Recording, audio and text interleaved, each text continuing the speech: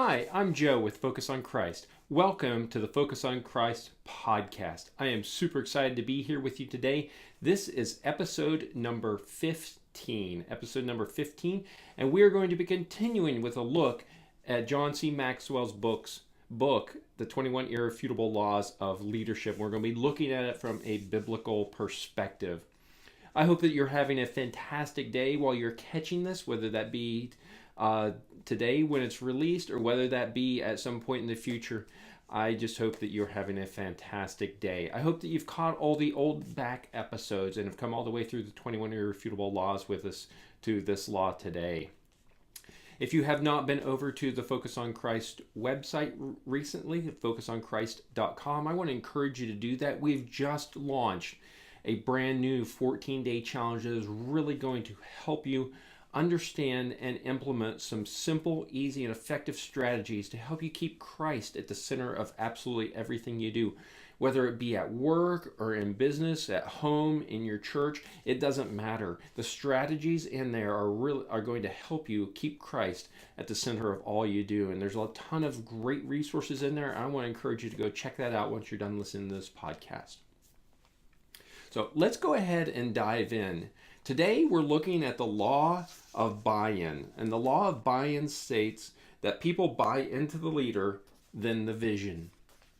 And before we get started, I do want to give you one caveat. I am changing the structure of this podcast just a little bit. I want to shorten the length of these podcasts, especially these teaching podcasts, so that you will have a hopefully the delivery will be a little bit better, a little bit higher energy, and hopefully you will enjoy them a little bit more and get something out of them. And then if you have comments or questions, we can address those on the side and do a deep dive into those specific areas where you would like a little more content.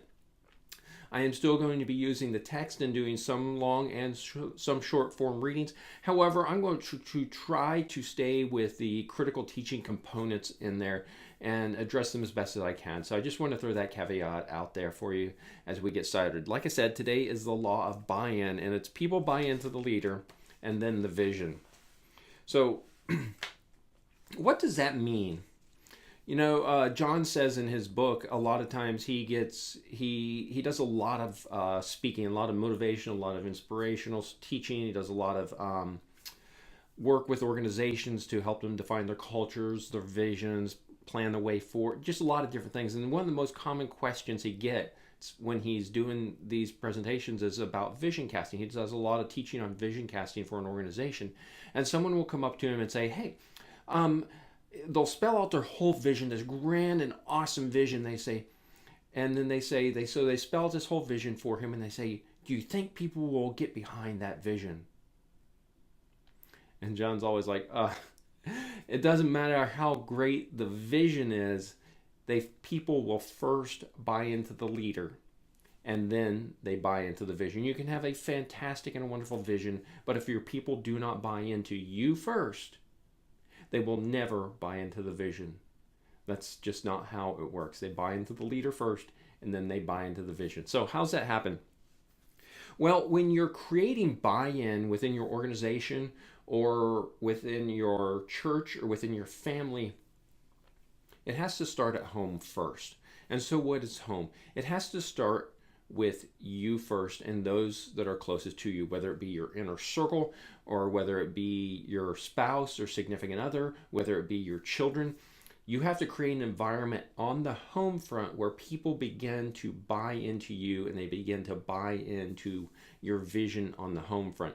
And once you've established something on the home front, then you can start to begin to expand that influence. And the next step is you need to win key influencers to your side.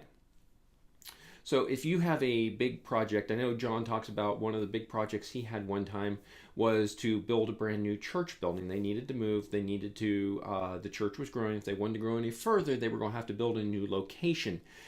And so what he did was he knew that in order to do that, he had the great vision. But if the people closest to you and then as it goes out, if they don't buy in, then it will never happen. So he first got his core group of people to buy in. So his people that were closest at home, his wife and different people. And then he got his key leaders. So he slowly presented the vision to them over time. And then he got those key leaders to buy in to his vision. After he got his inner circle and his key leaders to buy into that, then it steps into the next one, which is to broaden that circle. So you then can empower those key leaders. And those key leaders, if they have bought into your vision, are going to begin spreading that vision on their own. And so in this particular case, he had a church of, I think it was 1,600 people at the time. And so those key leaders that he had initially won to his vision began to spread that vision across the organization and eventually convert most of that membership to his vision. Now, not everybody bought in. That's not how vision casting works. That's not how leadership works, quite frankly. However, he was able to convert quite a few of those people, the majority of them, so that when they made that transition to the new building and presented that to the congregation, they had massive amounts of buy-in at that time. And then you have to move at the right time. And I kind of got ahead of myself there. You have to move at the right time.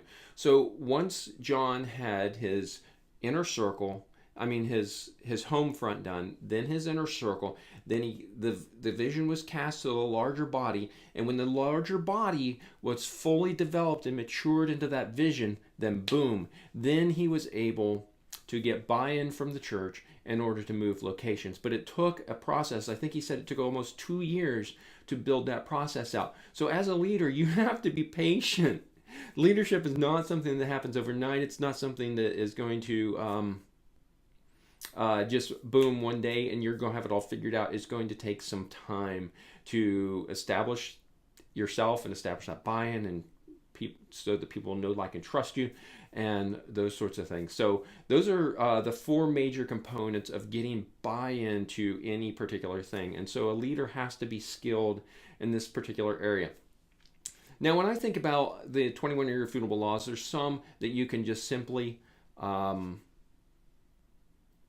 you identify that they're a weakness or you have a shortage in that particular area, you can just go and fix it. You can learn the mechanics on how to fix that thing. With the law of the buy-in, there's some things that have to happen that may not be fixable by you.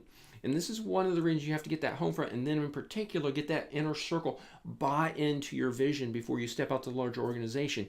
Because if you don't have that natural charisma, when you go to present that to that larger organization, it's not going to work as well. So there are some things in the law of the buy-in that you may not be able to grow as much as you might be able to in some of the other laws of leadership. So it's important as a leader that you're examining your strengths and your weaknesses all the time, and then you are surrounding yourself with an inner circle of people that complement and cover down on your areas of weakness. And that's how you develop this strong and cohesive team that doesn't reduce or minimize your ability as a leader. And as a matter of fact, it increases it, because you want to surround yourself by people that are better, smarter, and stronger than you, particularly in certain areas, and where they can fill those gaps so that your leadership is well-rounded instead of having lopsided or flat spots and then thumping along like a flat wheel. So let's go ahead and look at a message from the Bible that has to do with the law of buy-in. And we're going to go to Exodus chapter 14 to do that. Exodus chapter 14. We're going to be reading verses 1 through 28. And again, this reading is from the ESV, or the English Standard Version Bible. And for me, it flows a little well. If it does not flow for you, then I want to encourage you to read this out of your own translation. So this is Exodus 14, 1 through 28. And it's going to go through the law of the buy-in. So we're going to look at it from Moses' perspective. Then the Lord said to Moses, "Tell the people of Israel to turn back and encamp in front of Pi-hahiroth, between Migdol and the seafront of Baal-Zephon. You shall encamp facing it by the sea, for Pharaoh will say of the people Israel, they are wandering in the land, and the wilderness has shut them in. And I will harden Pharaoh's heart, and he will pursue them, and I will get glory over Pharaoh and all his hosts, and the Egyptians shall know that I am the Lord." And they did so. When the king of Egypt was told that the people had fled, and the mind of Pharaoh and his servants was changed toward the people, and they said, "What is this we have done, that we have let Israel go from serving us? So he made ready his chariot, and he took the army with him. He took 600 chosen chariots, and all the other chariots of Egypt, with officers over all of them. And the Lord hardened the heart of Pharaoh, king of Egypt, and he pursued the people of Israel, while the people of Israel were going out defiantly. The Egyptians pursued them, all Pharaoh's horses and chariots, and his horsemen and his army, and overtook them and encamped at the sea by Pi Hahiroth, in front of Baal Zephon. When Pharaoh drew near, the people of Israel lifted up their eyes. Behold, the Egyptians were marching after them, and they feared greatly. And the people of Israel cried out to the Lord. They said to Moses, "Is it because there are no graves in Egypt that you have taken us away to die in the wilderness? What have you done to us in bringing us out of Egypt? Is this not what we said to you in Egypt? Leave us alone that we may serve the Egyptians. For it would have been better for us to serve the Egyptians than to die in the wilderness." So you can see through this story, we have a lot of pre-framing going on here. The Israelites are fleeing out of Egypt. Pharaoh has finally let them go after the plagues, and they are encamped there by the sea. So all that pre-framing is to bring us to the story where Moses is going to start to try and get buy-in from the Israelites. And Moses said to the people, "Fear not, stand firm and see the salvation of the Lord, and he will work for you today. For the Egyptians whom you see today you shall never see again. The Lord will fight for you, and you will have only to be silent." Then the Lord said to Moses, "Why do you cry to me? Tell the people of Israel to go forward. Lift up your staff and stretch out your hand over the sea and divide it, so that the people of Israel may go through the sea on dry ground. And I will harden the hearts of the Egyptians, so they go in after them, and I will get glory over Pharaoh and all his hosts, his chariots and his horsemen. And the Egyptians shall know that I am the Lord, when I have gotten glory over Pharaoh, his chariots, and his horsemen." So at this point in the journey, Moses still does not have any buy-in from the children of Israel. You can see how they're rebelling and they're rejecting his leadership because he has not yet established himself as a leader. When we go through all the story where Moses was originally, he slayed the Egyptian, he went into hiding, he had to wander, he had to build up his leadership and his self-leadership before he was going to be worthy of the leadership over the Israels. So he had to build that up over the course of 40 years. And then he comes back and he has gone through the process of all the plagues in Egypt, and he still doesn't have buy-in from the Israelites because they've been in slavery for so long that once they're released from slavery, they don't know how to process that in their head. So he doesn't have buy-in from them yet on what he's trying to do. Says, "Then the angel of God, who was before the host of Israel, moved and went up behind him, and the pillar of cloud moved from before them and stood behind them, coming between the host of Egypt and the host of Israel. And there was the cloud and the darkness, and it lit up the night, without one coming near the other all night." So we see this cloud here, and this is symbolic for a lot of reasons, and I'm not going to get into the theological side of this right now. However, you can see that the Lord is helping to establish that buy-in from Moses. So Moses and God are building that trust relationship right now, and I want to use that metaphorically, not as a reality of what's being said here, but it's metaphorically. He is building that inner circle of trust, and God is protecting the Israelites for Moses. So Moses is the leader. He's building that credibility in the Israelites' eyes by performing these actions and these steps in the processes of their moving out of the land of Egypt. It says, "Then Moses stretched out his hand over the sea, and the Lord drove the sea back by the strong east wind all night, and made the sea dry land, and the waters were divided. And the people of Israel went into the midst of the sea on dry ground, the waters being a wall to them on their right and on their left. The Egyptians pursued them and went in after them into the midst of the sea, all Pharaoh's horses, his chariots, and his horsemen. And in the morning watched the Lord in the pillar of fire and the cloud looked down on the Egyptian forces and threw the Egyptian forces into panic, clogging their chariot wheels so that they drove heavily. And the Egyptians said, 'Let us flee before Israel, for the Lord fights for them against the Egyptians.' Then the Lord said to Moses, 'Stretch out your hand over the sea, and the water may come back upon the Egyptians, upon their chariots, and upon the horsemen.' So Moses stretched out his hand over the sea, and the sea returned to its normal course when the morning appeared, and as the Egyptians fled into it, the Lord threw the Egyptians into the midst of the sea. The waters returned and covered the chariots and the horsemen, and all the host of Pharaoh that had followed them into the sea. Not one of them remained. But the people of Israel walked on dry ground through the sea, and the waters being a wall to them on the right and on the left. I'm going to go ahead and read through the end of the chapter. Thus the Lord saved Israel that day from the hand of the Egyptians. Israel saw the Egyptians dead on the seashore. Israel saw the great power that the Lord used against the Egyptians. So the people feared the Lord, and they believed in the Lord and in his servant Moses.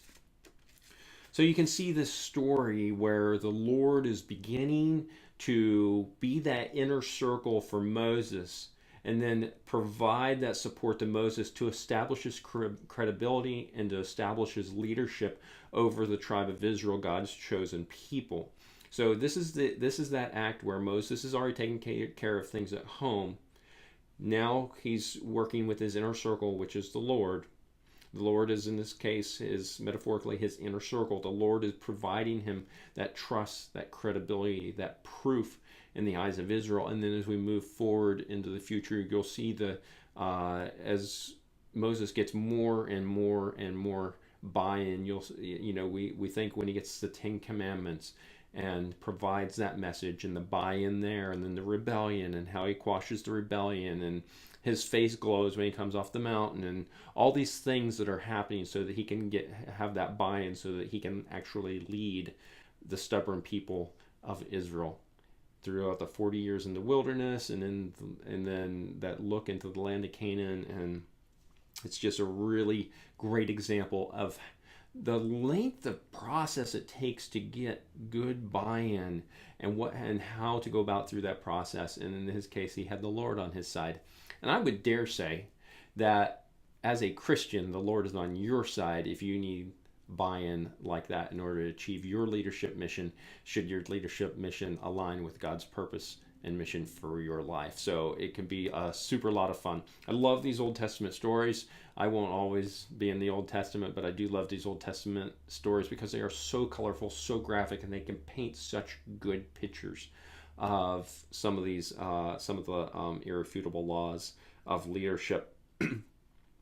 So that is the law of buy-in from John C. Maxwell's book, The 21 Irrefutable Laws of Leadership. I hope that you have a much better understanding of the law of the buy-in now from a biblical perspective.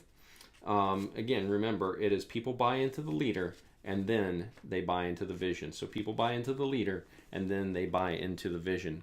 I want to encourage you in your leadership journey, in your walk with Christ, in your mission and vision that you're leaning into, because you have chosen to accept the mission that God has given you. I want you to think about the law of the buy-in. I have a fantastic mission, I believe. I have a vision that I have carved out for myself, that I've been given, I believe, by God to move into this future. However, if I look behind me and nobody's following me, then what's good is that vision, quite frankly. So I hope that this helps. I hope that you now have a better understanding of the law of the buy-in. Before you get out of here today, I do want to remind you that if you have not been over to focusonchrist.com recently, you need to go ahead and do that. We have a whole brand new, just launched 14-day focus challenge to help you learn how to keep and put Christ at the center of all you do. We have a ton of resources that are going to be available to you there to help you. Each day has its own set of training, including a video and worksheet and additional resources to just help you and keep you on track as you're going through your leadership journey. And if you haven't been over to our website, you need to go ahead and do that, because every day we send out a little something to help keep you inspired. Motivation only lasts for a moment, but inspiration lasts for a lifetime. And so we try to inspire you rather than motivate you every day. And we try to give you something to help you focus on Christ and to live your life better. We also have over on social media platforms, on Facebook, on Instagram, on YouTube. And of course, if you're catching this podcast, it's either on YouTube or it's on iTunes, one of the other podcast platforms. Please subscribe. And if you have any comments, I'd love to hear from you. I would love to address your questions and the things that are concerning you in your Christian walk. So please leave a comment. I'd love to get back in touch with you. You can either comment below, you can DM me on one of the social media platforms, or you can send an email to support@focusonchrist.com. Whatever way works for you, works for me. So this has been awesome today. I love the law of the buy-in. It is probably one of my favorite laws, just like the other 20. So I am super excited, and I can't wait to see you guys on the next podcast. God bless.